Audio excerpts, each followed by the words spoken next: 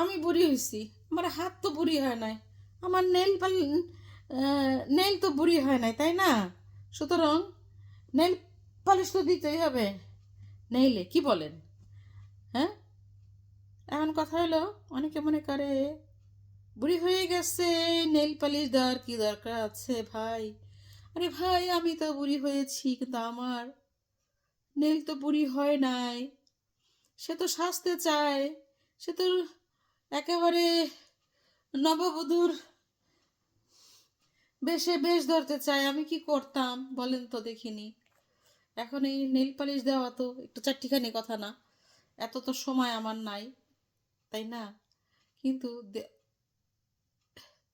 আস্তে আস্তে দিতে হবে। আমি তো দিতে পারি না, কেউ যদি দিয়ে দেয় এটা সুন্দর হয়। তারপরে মাঝে মাঝে চেষ্টা করি আহ, সুন্দর করে দিতে। এই দেখেন কি সুন্দর হয়ে গেছে নেলটা, দারুণ।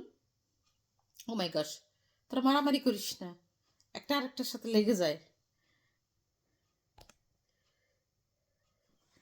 আমি রূপনগরের রাজকন্যা, রূপের জাদু এনেছি, ইরান তোরান পার হয়ে আজ তোমার কাছে এসেছি।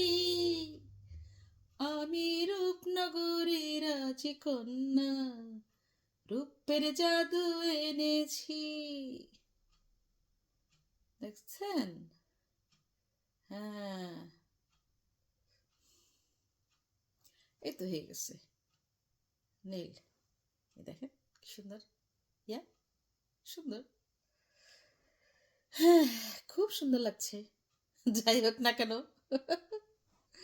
এই দেখেন